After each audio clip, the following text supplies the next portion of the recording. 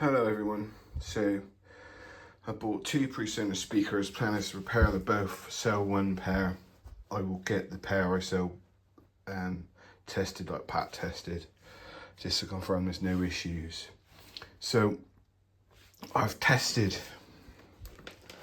with this puppy the capacitors, and most of them, apart from these two and these two, test okay. And I found that over the course of about 7 or 8 hours, you get this distortion present, and then the volume starts to drop away.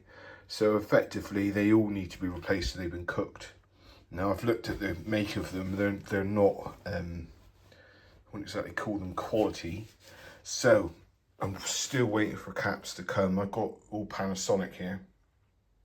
So I will replace everything within an inch initially of the heatsink. So that's everything in that area. Just because they will have dried out, especially these. They're right next to the heatsink. These do get very hot for some reason. It's a strange design, but most people producing would only have them on for a couple hours. So that's the way they made them, I suppose. So the issue I found with this one is it had a faulty power supply input. So I replaced it. That's a new input there. The other one is broken. It is. It's got a fracture in it. It's split. See, so replace that. So I've got to solder those two wires on. The issue is the capacitors are cheap and they've dried out basically. So I've purchased a little desoldering pump, and I've been using this meter. All the caps apart from 4 test okay. But obviously there's no point believing that, knowing that after 10 hours, 8 hours, it starts to go weird and distort. Now I've seen other videos on YouTube where these just don't power on at all. So, and that turns out to be these two large caps. But obviously, like I said, these are really hot boxes. So I've got caps coming to replace all the small ones. As normally, if I do work on anything, the smaller caps will dry up first because they are small. But because it's so close to the heatsink, you know, you can suspect everything in this area is going to be dried out. So we will replace them. The only one I'm not going to replace is the big one. That is in spec. These two are out of spec. These two are out of spec. Like, I know it's plus or minus 10%, but they're like 25% out. So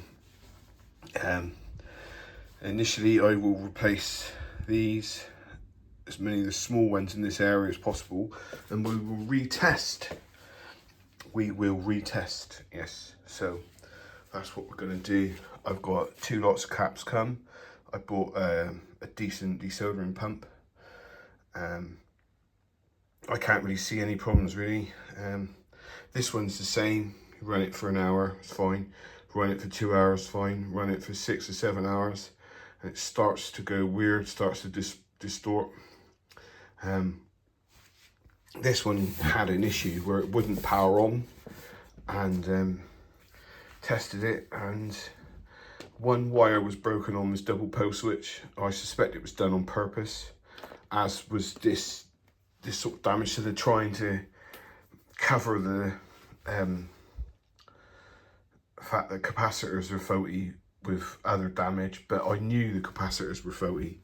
It's literally 12, 15 because there's capacitors on there. That's it. Like, so not a big deal. So yeah, we will. Also, I found there's a cap, this little PCB here.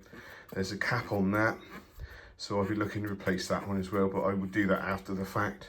Initially, I just want to get the new caps fitted, and like run it and see how it goes.